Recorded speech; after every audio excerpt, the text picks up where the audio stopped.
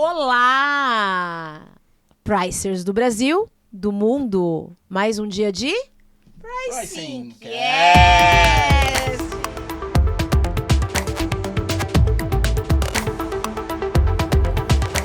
Eu e meu amigo Fábio Pinheiro estamos aqui para falar com uma pessoa muito especial. Muito top. E galera, já avisando aí, vocês viram 2 episódios que a gente trouxe aqui pessoas para falar sobre mundo acadêmico, sobre treinamento de precificação, sobre precificação. E a gente falou o seguinte, poxa, se é tão importante, vamos trazer alguém, uma empreendedora, já dando spoiler, uma pessoa que realmente pensou em lançar um produto e quando foi lançar o produto se deparou e o preço? Buguei. O que eu faço? Como é que faz e tal? Então, ela vai poder contar um pouquinho dessa sua trajetória de carreira, que é uma trajetória de carreira brilhante, que também fala um pouco sobre academia também, sobre importância, mas mais do que isso, falar a vida como ela é, de virar empreendedora, gente, ter que precificar. Então, segura aí. E, Aninha, será que a gente vai ganhar uns descontinhos também? Alguma coisa boa aí no final? Eu não quero dar spoiler, mas vai ter coisa boa. Top, sensacional, porque são... Eu não vou falar mais nada, senão eu vou acabar falando o que é, mas fica até o final, que vai ter sorteio, não é só um sorteio. 7. Só dei só um número. 7. Fica até o final. Galera, está conosco aqui quem, Aninha? Quem? Camila Camel. Será que eu falei certo? Opa! Camel, aê! Essa mulher...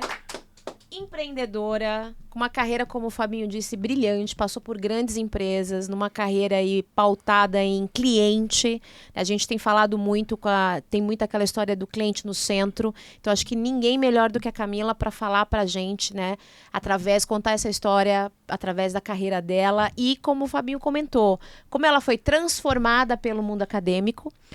E como ela chegou no empreendedorismo, gente. Empreendedorismo, né, que tá na nossa veia como brasileiro aí, que ela vai contar não só as dores, as delícias, mas as dores também. E uma das dores conectadas a pricing, como o Fabinho bem comentou. Então, senhoras e senhores, vou deixar ela se apresentar. Camila, muito obrigada por estar hoje aqui conosco, dispondo desse tempo para dividir tua experiência. E, por favor, conta para nossa audiência quem é a Camila. Pessoal, muito obrigado pelo convite, uma honra, né, poder participar aqui do Pricing Cast, que eu venho acompanhando desde que vocês lançaram. Então, assim, quem é a Camila? A Camila é mineira, eu já vou antecipar, porque daqui a pouco vocês vão perceber, né, pelo sotaque. Nasci em Ubá, no interior de Minas, na Zona da Mata, e venho mudando de cidade, enfim, né, morando em vários lugares. Estou em São Paulo há 8 anos, né, e sou de uma família numerosa, e são 5 filhos, sou a segunda filha. E ingressei assim, contando um pouco da minha trajetória profissional, né? Fiz administração, né? Eu estudei em Belo Horizonte, fiz a minha formação em Belo Horizonte. E quando eu terminei a minha formação, já na faculdade já trabalhava. Acho que a primeira experiência que é interessante relatar aqui foi familiar, né? Meu pai era um empreendedor, assim, cidade pequena, né? Ainda pequeno empreendedor. E ingressei ali a minha jornada profissional com ele. Foi super rica, né? Quem trabalha com empresa familiar Sabe o que é isso. E quando me formei, meu sonho era estudar fora, né? Eu tinha esse ideal e eu queria, fazia já juntava meu dinheiro para isso. Meu pai era contra, né? Uma família tradicional mineira naquela época, né? Eu estou falando de 93, tá? A gente tem bastante tempo, não era comum, né? Não era comum uma mulher sair de casa para estudar fora sozinha nessa época. E como eu queria muito, né, estava muito determinada, ele no final resolveu falar, não, tudo bem, você vai, eu vou dar uma força, né, vou te ajudar. E fui, né, fui morar na Espanha, fiquei lá 1 ano e meio, né, nesse período fiz um estágio também na indústria automobilística, foi a primeira indústria, assim, que eu conheci, fiz meu trabalho final de curso ali, então foi mais experiência de vida do que a parte do conhecimento, a parte da academia em si, né, do acadêmico. Depois fiz um MBA e ingressei, na verdade, numa outra indústria. Eu percebi que a indústria automobilística não tinha muitas oportunidades, né? Na verdade, de crescimento, principalmente para mulheres, né? Eu estou falando de uma época mais... Hoje o mundo mudou, né? Enfim, as mulheres estão com muito mais autonomia, estão mais empoderadas, mas naquela época não era muito comum uma mulher em cargo de liderança na indústria automobilística, né? Então, eu peguei aquele boom de telecom, né, de telecomunicações. Eu vi uma matéria sobre isso, sobre essa onda, né, que era uma disrupção. Imagina, o sistema todo seria privatizado, né, o sistema de telecomunicações no Brasil, e eu fiquei atenta a isso e surgiu uma oportunidade para mim na Embratel, quando a Embratel foi privatizada. Estou falando aqui no final dos anos 90, quando eu ingressei na Embratel. E na Embratel, eu já estou emendando aqui minha carreira, tá? Pode continuar. Tranquilo, Já percebi que eu estou emendando a carreira aqui, mas vou continuar. Pode continuar. Então, porque a vida da gente mistura, né? Sim, pessoal e profissional, mesmo mistura um pouco.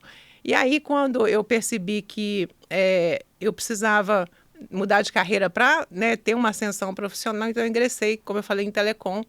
E ali eu comecei a dar os primeiros passos ali para a área que hoje, né, eu sou a especialista, que é a área de atendimento e experiência do cliente, tá?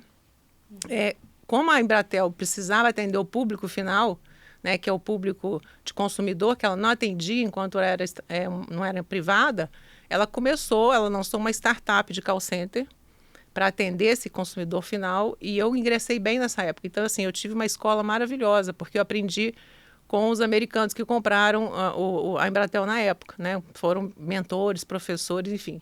Então, tive essa oportunidade de aprender com eles e passei na Embratel, em telecom, 14 anos, né? Uau. Então, foi uma jornada muito longa aí, sempre em torno aí sempre falando de clientes, né? Não, sempre, em 14 anos você migra, né, para várias áreas, você tem a oportunidade de conhecer vários temas dentro de uma grande empresa, mas sempre trabalhei aí com esse foco aí de atendimento ao cliente e agora mais recentemente experiência, né? E depois de telecom eu tive uma passagem pela área da saúde, que foi assim a última passagem, último trabalho no mundo corporativo como CLT, né? E a saúde também me transformou, porque ela é um produto, assim, a saúde é um produto muito diferente, muito sensível, né, de qualquer outro produto, né? E o cliente, eu trabalhei numa operadora de plano, né? E o cliente normalmente compra um plano de saúde, mas ele não quer ficar doente, ele não quer usar, né? É igual seguro de carro, né? É igual seguro de carro. Então, assim, é um desafio muito grande, porque o cliente está sempre num estado de vulnerabilidade quando ele vai usar o serviço, né? Você está falando de cirurgias, às vezes, que você tem que autorizar, oncológicas, situações muito críticas, né? Uma operação 24/7, não tem final de semana, então você tem que trabalhar assim, de forma quase que contínua, né? E uma área que você está aí 24/7 num segmento sensível e sempre com uma situação de familiares envolvidos, então tem toda essa dinâmica, que é uma dinâmica assim, bem complexa, né? Mas me deu um know-how muito grande na área da saúde, né? Assim, acho que esse repertório novo para mim, né? De ter mudado de indústria, foi muito interessante e abriu portas, né? Para a área da saúde. Essa foi sua última experiência como CLT? A minha última experiência como CLT foi na área da saúde. Então segura aí. Pessoal, olha, eu tive o privilégio de conhecer a Camila. E agora vai começar de fato a grande história. Sabe por quê? Porque muitas vezes a gente é parado em um evento, alguma coisa, alguém nos encontra e começa a falar o seguinte: poxa, mas como é que eu precifico? Como é que eu defino? Dá para mudar e sair de um CLT e abrir uma startup? Iniciar um serviço de consultoria, disruptar? Então a Camila é um grande exemplo de uma pessoa que foi fazendo história de CLT. E sabe aonde eu fui encontrar a Camila, Aninha? Onde? No mestrado. Olha E ela só. foi falar agora que saiu do mestrado, terminou o mestrado, não, que estava como CLT. Eu encontrei ela no mestrado e ela vai falar um pouco pra gente de uma grande história que se conecta entre mundo acadêmico, sonho, criação de uma grande startup. Então, se você está nos escutando aí, você pensa como precificar também, cola aqui. Se você tem dúvida se vale a pena estudar ou não, cola aqui também. Se você tá nessa aí que, olha, eu vou ser a próxima pessoa que eu não vou estudar, só ver o TikTok e vou abrir uma startup e vou disruptar, cola aqui também, porque a Camila vai nos revelar como foi um pouquinho essa trajetória de carreira dela daqui pra frente. Muito bem. Nossa, colocou muito, né? Eu acho que não tem o certo ou errado, né? Para começar isso, eu vou falar o meu caminho, que eu acho que eu ainda estou nessa fase, né, da jornada como empreendedora, porque é uma construção diária, né? Sim. Então, eu acho que, bom, primeiro, falar um pouquinho do mestrado, que eu acho que foi eu falo que o mestrado foi uma ponte, assim, que me permitiu fazer uma travessia talvez um pouco mais segura, né? E também ter um convívio social legal, bacana, interessante, porque a gente faz um network interessante no mestrado. Quando você sai de uma grande corporação, numa grande empresa, você sente muita falta daquele ambiente, né? Você está sozinho, você está empreendendo sozinho e você depende dos contatos que você vai fazer, né? Das reuniões que você vai marcar. Então, você deixa de ser, tem que ser mais proativo do que reativo. Você está numa empresa, você é acionado o tempo todo, né? E tem convivência com os colegas, né? Então, mais no finalzinho da pandemia, eu já tinha feito a inscrição no mestrado, era um sonho. Eu já tinha iniciado o mestrado no passado, eu tive que largar, né, porque eu não consegui por conta do trabalho, e ingressei no mestrado.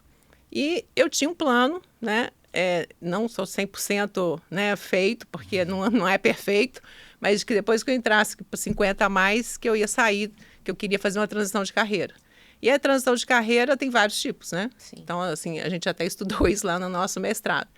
Então, a minha transição de carreira, eu acredito, foi bem disruptiva, porque eu saí, apesar de ter tido lá atrás, eu falei um pouco da história, né, de ter iniciado com meu pai, porque fica um pouco no meu DNA, né? Sim. Meu pai era um empreendedor nato, não estudou, né? Numa época que o Brasil permitia que as pessoas escalassem, né?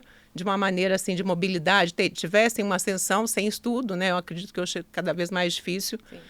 Mas ele conseguiu, então eu fiquei com um pouco desse DNA do empreendedorismo, e era uma executiva com essa visão empreendedora, né? Acho que é importante colocar isso também. Às vezes você é executivo num mundo mais limitado ali, né? Na questão da autonomia, mas você pode empreender ali. Sim.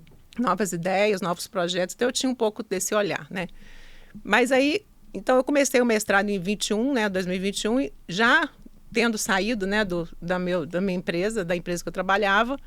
E o mestrado foi muito interessante por tudo isso, né? Pelo conhecimento e repertório que eu adquiri, por ter me permitido fazer essa travessia mais segura, né? Com a convivência dos colegas, com maior troca, e fazer toda essa construção, porque quando você faz uma transição como eu fiz, que não é de empresa, né? E também não é do mundo corporativo para um outro tema, às vezes você sai de price e vai, por exemplo, para, sei lá, marketing, trade. Aí você está fazendo uma mudança mais fácil, assim, mais simples. Quando você sai do mundo corporativo, que a gente tem ali uma falsa sensação de segurança ali, né? Pelo contexto que você está inserido, você vai para um mundo de empreendedorismo, é completamente diferente, né?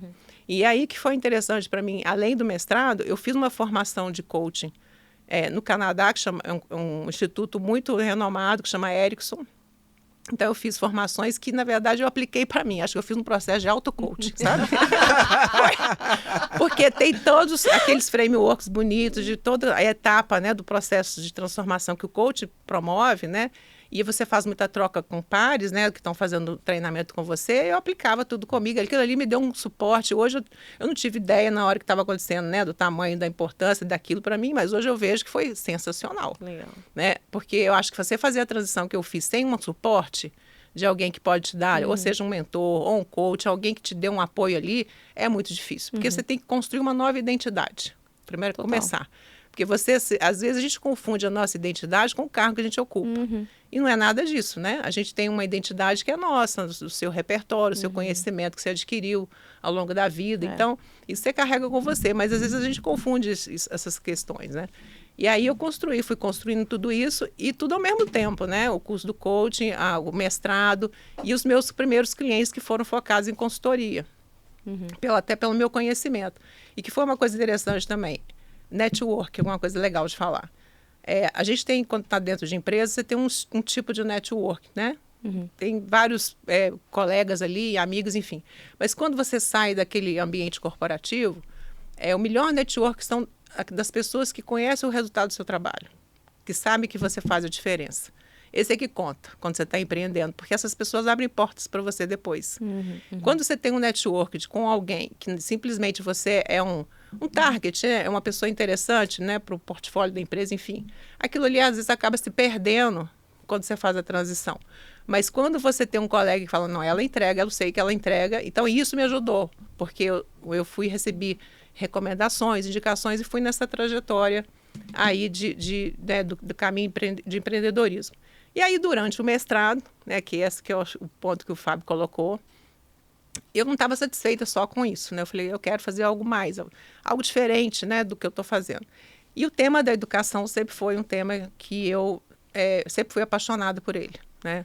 Porque eu acho que a educação, para mim, é a única, assim, talvez, vou dizer a única que é meio pesado, mas assim, talvez seja uma das portas que a gente pode abrir para a mobilidade social, né? Então, assim, esse propósito é algo que realmente me mobiliza, né? Porque eu acho que quando a gente olha mobilidade social no Brasil, né, se você procurar hoje na internet, procurar em alguma outra fonte, aí você vê que algumas falam que você precisa de 20 gerações para você chegar na classe média, uma pessoa que está numa classe, né, menos favorecida.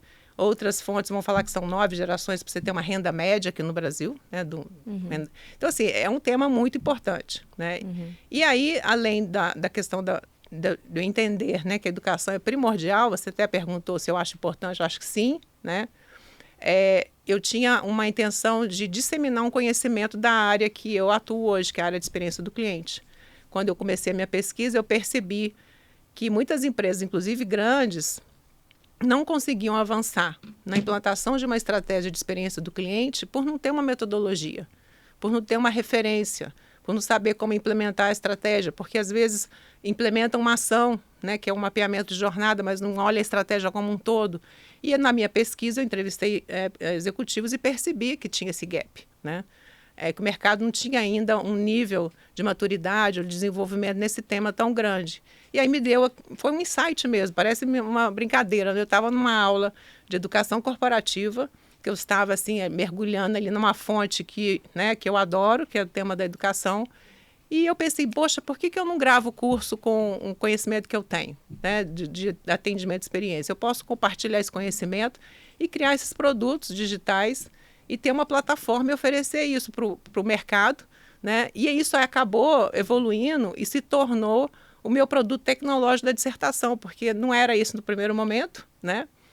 Meu produto era uma pesquisa para ver o quanto que as empresas tinham avançado na implantação de uma estratégia de CX.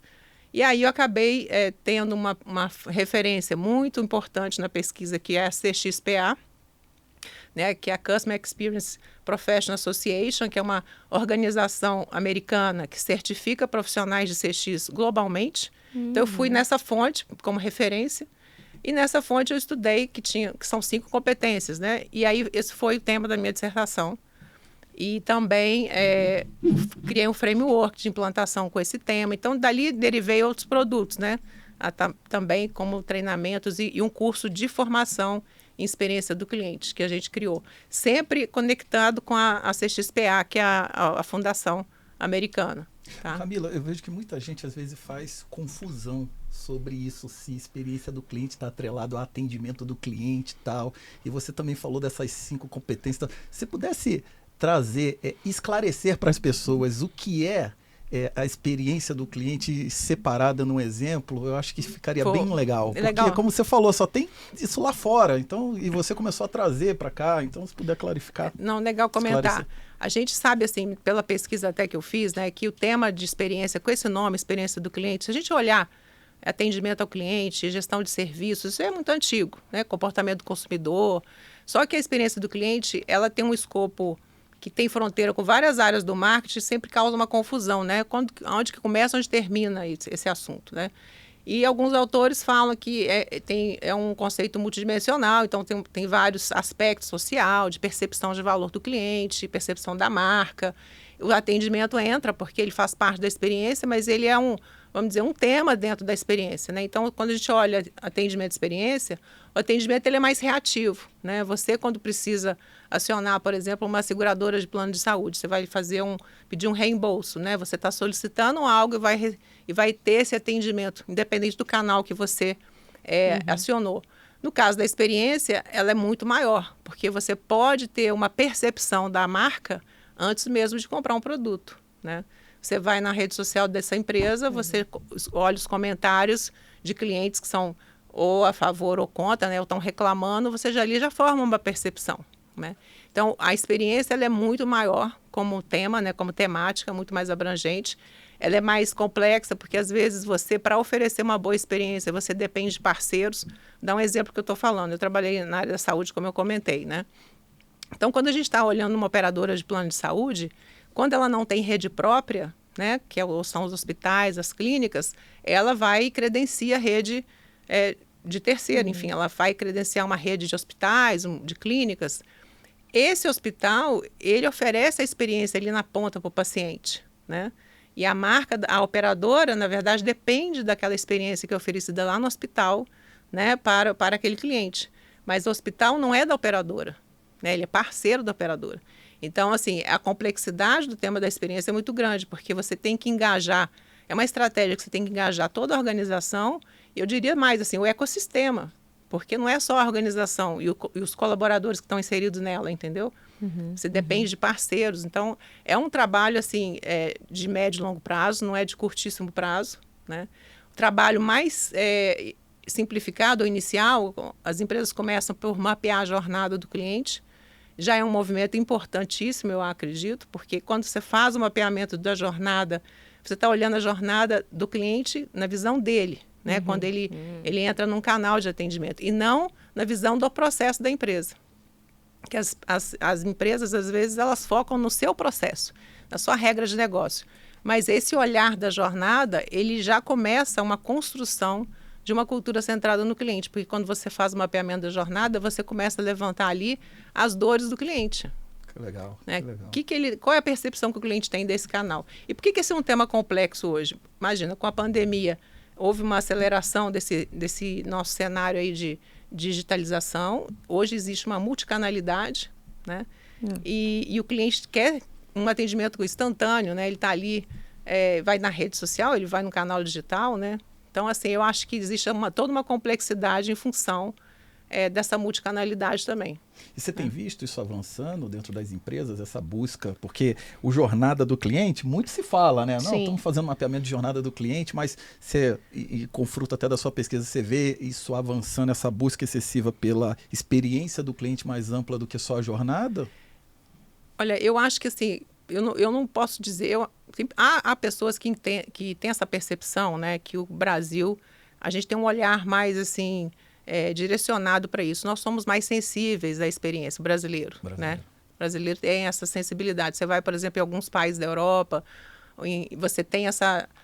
você não consegue perceber esse olhar, né, de atendimento ao cliente. Então, há pessoas que acreditam que o Brasil está muito avançado comparado com outros países. Né? Eu vejo alguns profissionais falando isso.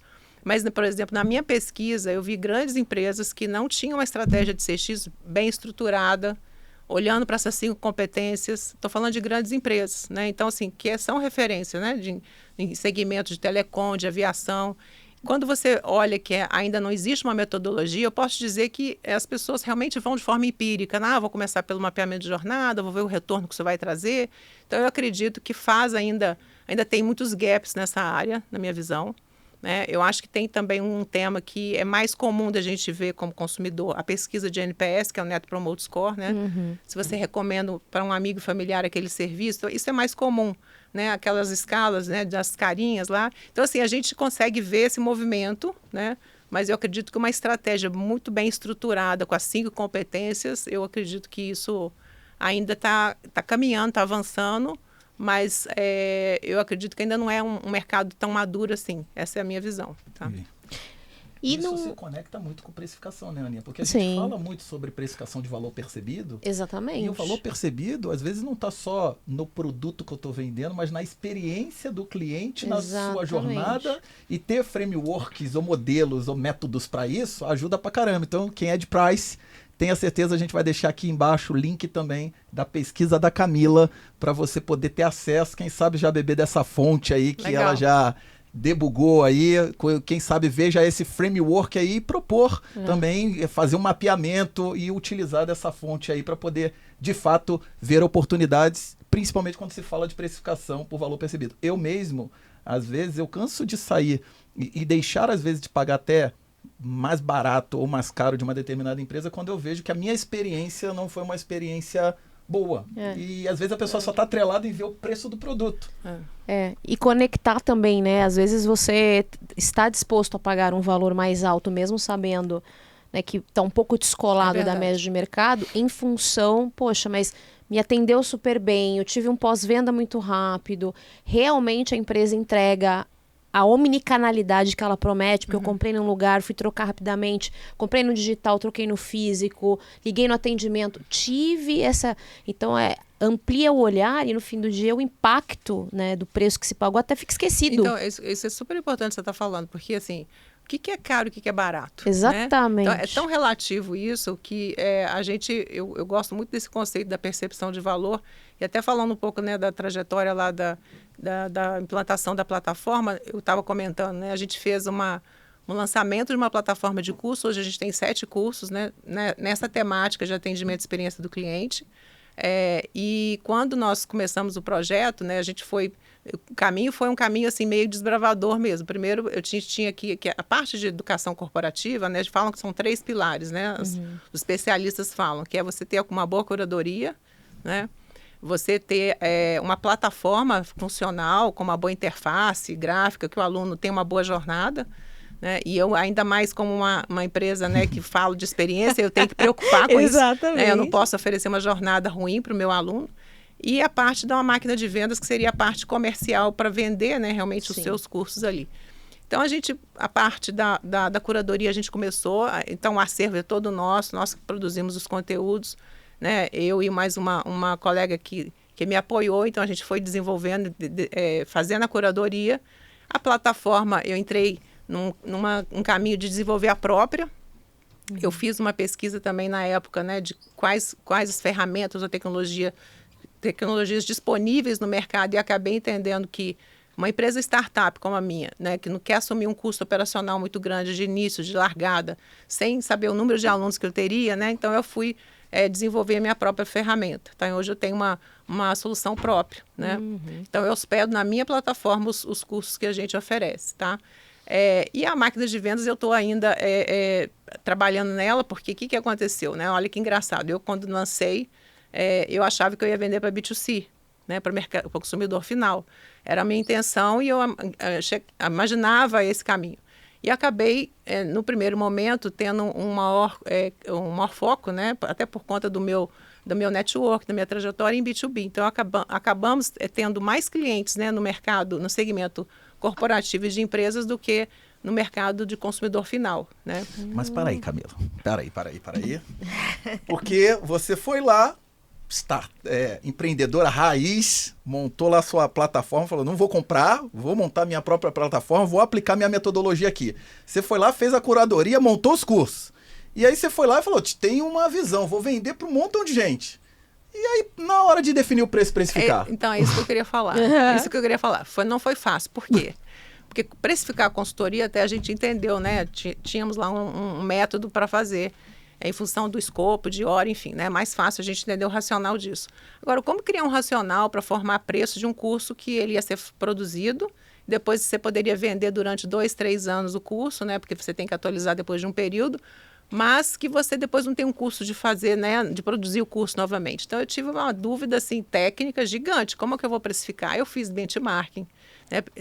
Aliás, eu faço direto benchmark com os meus concorrentes, entender o que eles estão oferecendo, né? Não só a questão de valor, de preço, mas os conteúdos. Pensei como que eu vou fazer isso em função de custo, né? Do meu custo de produção do curso. Como é que eu vou precificar? Então, eu tive uma dúvida gigante, acho que foi a maior insegurança que eu tive, né? Dentro do projeto.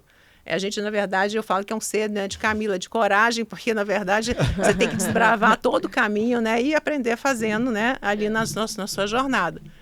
Mas a precificação eu tive muita dúvida. Aí eu conheci, né, consultores, enfim, contratei especialistas para me ajudar na formação de preço. Né? E aí trouxe um tema muito interessante nesse conceito, que é percepção de valor, que tem muito a ver com o tema de experiência também, de cliente. Né?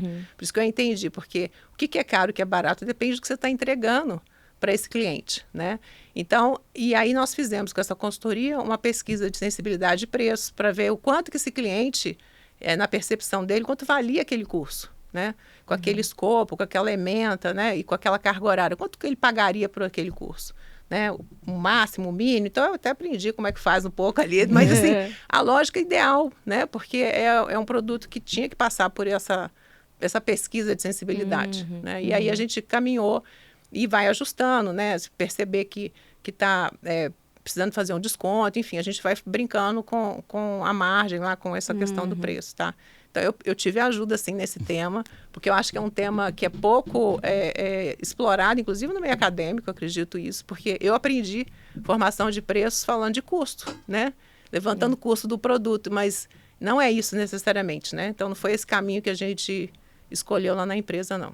E isso se conecta com esses 2 episódios que a gente falou anteriormente, né? Exatamente. Que como é ainda pouco explorado um tema tão rico, e hoje quantos empreendedores existem no Brasil e microempreendedores também, startups, que querem lançar um produto, aí pensa no produto, pensa em tudo, quando vai lançar e fala, mas como eu lanço o preço? E na academia, às vezes, se aborda tão pouco. Exatamente. Ainda mais para coisas que são mais distantes, né? E pouco tangíveis, porque é diferente tangível. Você, né, falar de Uma um camisa, produto físico, né? exatamente. A camisa tem um custo de produção. Exato, né? a cadeia é muito conhecida. Agora, quando você está falando de serviço, e na cadeia de serviço como um todo, seja um serviço de planos de saúde, ou de seguros, ou serviços gerais, realmente é muito mais intangível. E você tem muito mais na questão da experiência do cliente envolvida, que acaba sendo bem feito o pacote, né? Essa sensibilidade a preço acaba Sim. sumindo, basicamente. E aí a vida como ela é, né? Bonito, lançou o produto, lançou tudo, mas você saiu do mundo CLT, parou de cair o salário todo mês na Que conta. é dia 15, dia 30. Fazendo mestrado, fazendo cursos, aí você investe boleto ainda... chegando, né? Boleto chegando, que investe são na plataforma, implacáveis. tem que pagar alguém para ajudar a precificar, e aí, show me the money, agora eu tenho que vender. E aí, foi ou não foi, Camila? Olha, tá indo, tá? Tá indo. O aviãozinho já saiu da pista, né? Eu posso dizer isso, né?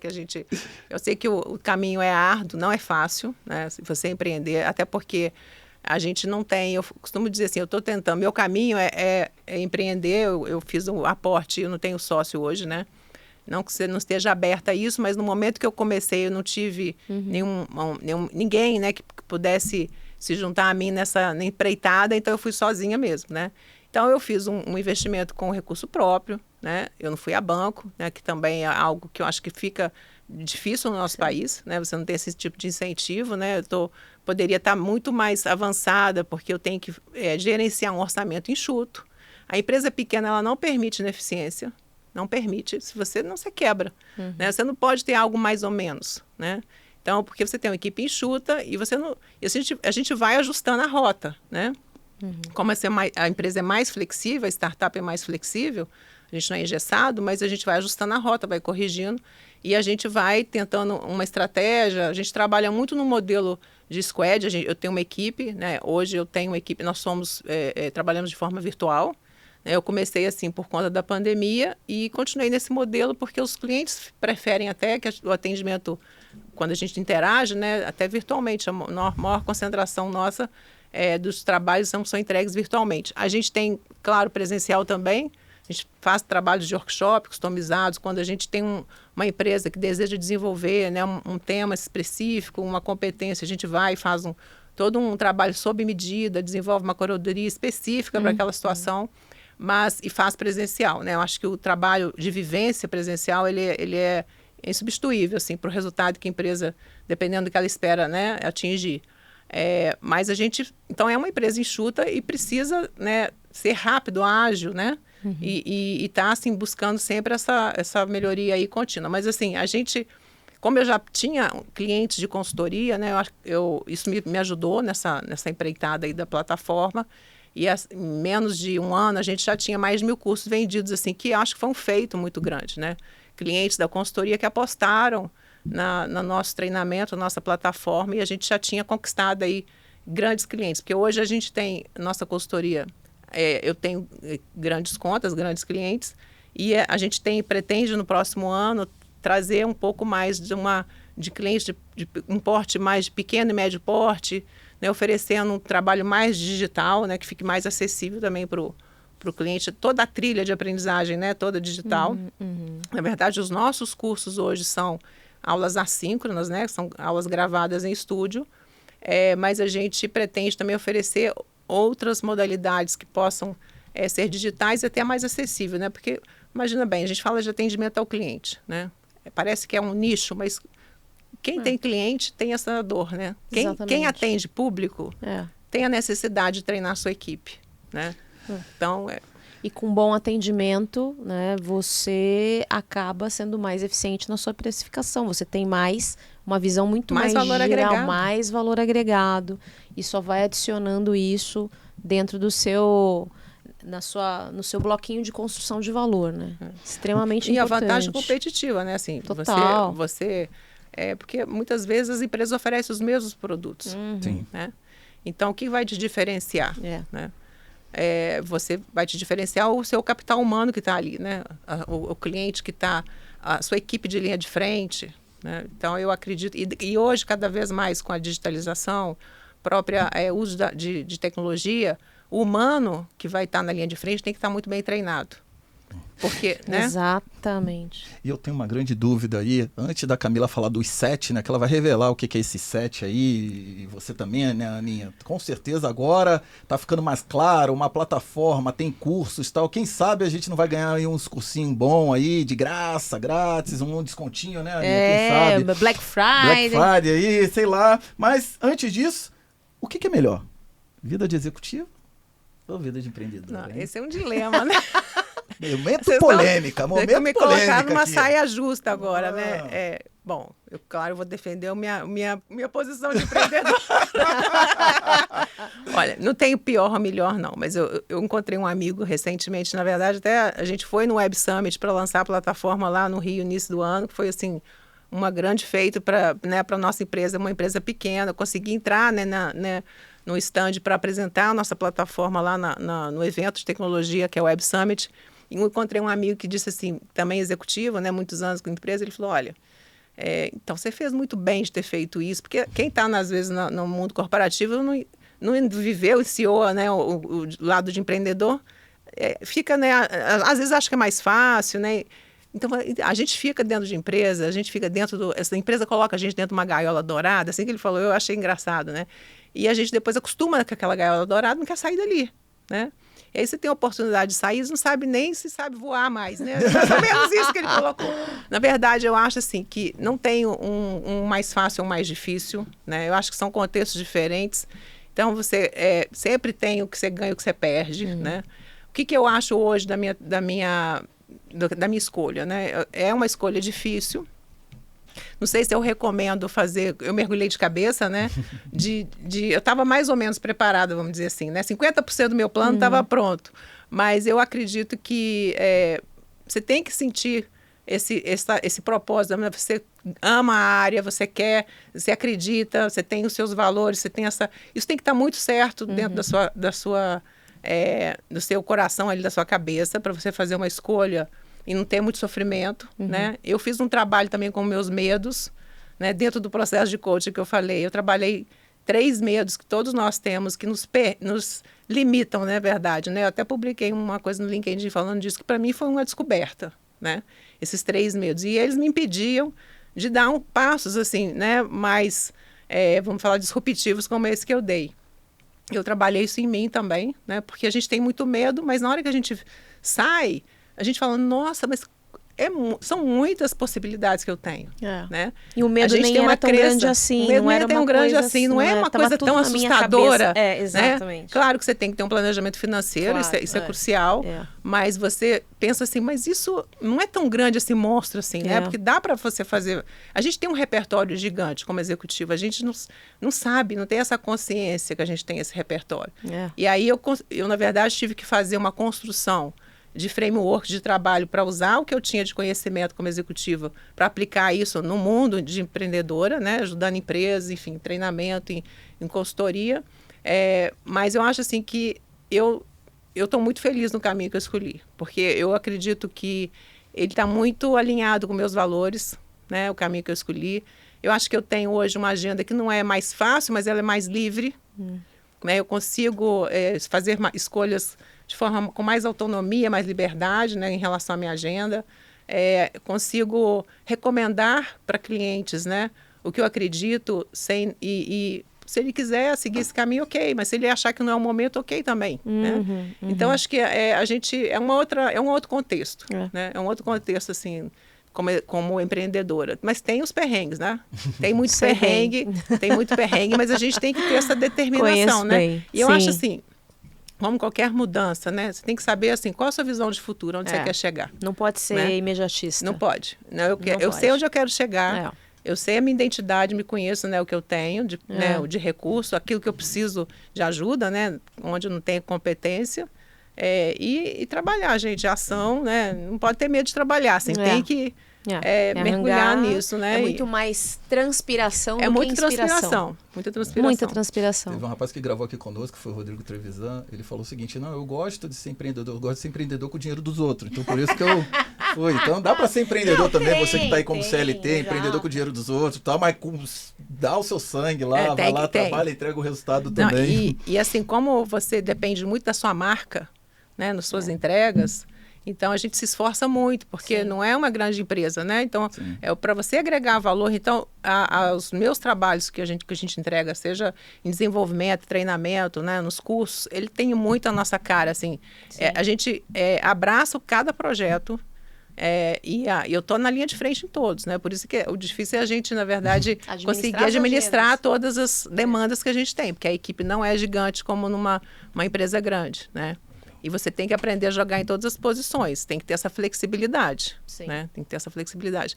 Mas eu estou muito feliz, assim, né? Eu estou não vou dizer no começo da jornada, né? Porque ela não dá para virar em 2 anos você sair, vou escalar, eu vou ficar aqui melhor. Não existe, né? Essa coisa, essa é uma coisa fake, né? Essa ideia. Que é muito trabalho para você conseguir obter os resultados de forma consistente, sustentável, né? Então, é trabalhar muito, né?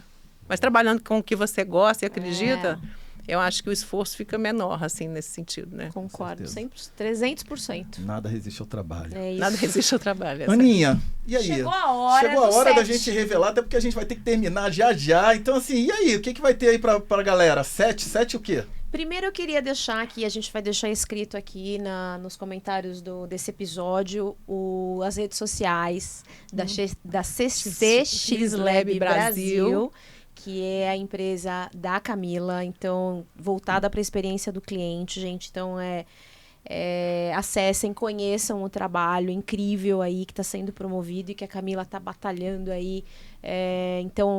Poxa, a gente falou que isso aqui está completamente conectado à precificação de valor, né?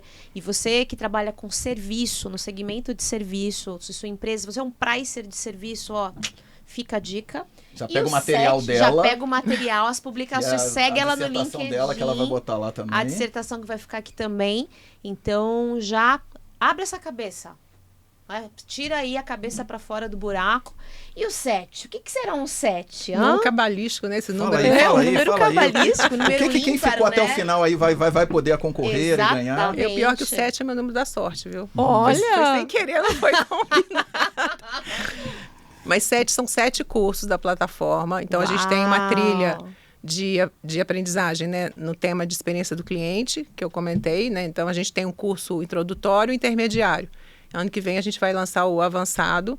Então, esses 3 cursos, eles têm todas as 5 competências que eu comentei aqui da CXPA e mais outros temas que eu, durante a minha trajetória profissional, fui, né, acumulando case, enfim, melhores práticas e também trago esses conceitos no curso. E o outro tema, a temática que é atendimento ao cliente, a gente tem também os outros cursos voltados para atendimento do cliente, tá? Então, são 7 cursos da plataforma que nós aqui, mais do que dar desconto, né? Porque a Black Friday, nossa, é super black, né? É a black das blacks. Por esse compromisso de disseminar o conhecimento, eu acho que é o nosso grande propósito aí, e apoiar os profissionais que estão mirando essa carreira, né? Que é uma carreira muito bacana e que está muito em voga nesse momento, que é a área de experiência do cliente. A gente está aí concedendo essa cortesia aí para os 7 ganhadores, que eu não sei como vão ganhar, e o Fábio vai dizer. Fábio, fala como vai ser a então, vamos lá. Dinâmica. Para poder você participar e ganhar ser um dos escolhidos dentre desses 7, você vai ter que fazer algumas coisinhas bem simples. O primeiro você vai ter que seguir a Camila nas redes sociais e a empresa também nas redes sociais. Então, vamos deixar aqui o LinkedIn, também vamos deixar aqui o Instagram. Então, você vai ter que seguir a Camila, vai ter que seguir no Instagram também as redes sociais da CX Lab Lab Brasil, Brasil. Brasil com Z, tá? Brasil com Z, que vamos deixar o arroba aqui. Também vai ter que estar seguindo o Pricing Cast. É lógico. É lógico. No Instagram e também no LinkedIn. As pessoas que fizerem este passo e colocarem no comentário deste vídeo, eu quero participar, após 2 semanas só, iremos sortear de maneira online. Online. O PriceCast vai abrir uma sala virtual online. Para essas pessoas aí que se... Para essas pessoas, vamos publicar nas nossas redes sociais e vamos sortear de maneira Isso online. aí. E você vai poder se degustar desses cursos aí. Mas para você que já está querendo saber, já segue lá, já entra lá na plataforma, já veja o curso, veja os valores. Foi precificado, o preço está bom, o preço está justo. Então... Mas se você não ganhou também, você pode comprar o seu próprio curso também. É isso mesmo. Altíssimo recomendado. Camila, obrigado pela sua participação. Muito obrigado por esse presentão que você deixa para a nossa comunidade. Muito obrigado por compartilhar sua história de carreira, história brilhante, uma história que mexe com educação, com uma jornada de transformação, com valores muito fortes, paixão e uma história de sucesso, de disruptar verdadeiramente a carreira, abrindo aí uma startup, virando uma empreendedora e proporcionando mais, hein? Porque tem isso também 50 agora. a mais ainda, hein? Mulher 50 Mulher a mais. 50 a mais. Transição de carreira, Transição viu? de carreira, hein? Ó, tem vários tópicos aí, vários Gente, tópicos. Nossa, parabéns aí, muito obrigado por tudo aí. Eu vou dar uma dica, posso dar uma dica final? Pode, Vou dar uma dica essa final. câmera é toda sua. Vou dar uma dica final. Acho que tem 2 dicas que eu vou dar, assim, primeiro com foco em atendimento ao cliente. Muitas empresas me perguntam, o que eu vou fazer? Eu não tenho orçamento, eu não posso pagar uma consultoria, não posso pagar o treinamento. Tem uma coisa simples. Vai para a linha de frente, escuta o seu cliente, né? Observa o que ele está tendo de dor ali na ponta e escuta a sua equipe que atende ao cliente. Acho que são 2 coisas super fáceis de fazer, que não precisa investir nada. E quem está preocupado com o cliente pode fazer a partir de amanhã, né? E para quem está querendo fazer uma transição de carreira, que eu acho que o foco aqui do nosso papo foi muito isso, não tem um segredo, uma receita, uma fórmula mágica, não tem realmente, né? Mas tem uma coisa que eu li e aprendi na minha jornada e que eu acho legal compartilhar, é assim, eu escuto muitas pessoas, colegas, profissionais que estão, às vezes, numa carreira brilhante, que estão falando, eu quero fazer, mas vai ser não sei quando, né? Eu vou me preparar dessa forma. E não existe uma preparação 100% perfeita para fazer a transição, não existe, tá? Você pode ter um mentor, um coach, se preparar, se organizar financeiramente, mas a gente sempre vai perceber que não está 100%, porque faz parte do medo que a gente sente mesmo, né? E uma coisa que eu apliquei, que eu achei que funciona e é verdade, é assim, aquele 70, 20, 10 que a gente sabe, né? Não sei se vocês conhecem essa regra de aprendizado, né? Que 70% é fazendo, né? 20 é você tendo uma mentoria, um coach para te apoiar, e 10 é você fazendo um treinamento sobre o tema. Ele funciona também como para empreender, porque você só aprende a empreender empreendendo.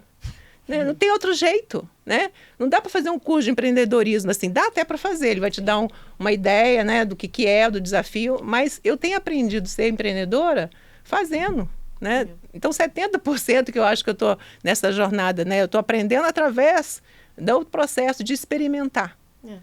Né? Não tem outro caminho, assim, por mais que você se prepare, o melhor caminho é você testando, né, experimentando, aí você vai aprender de fato. É isso mesmo.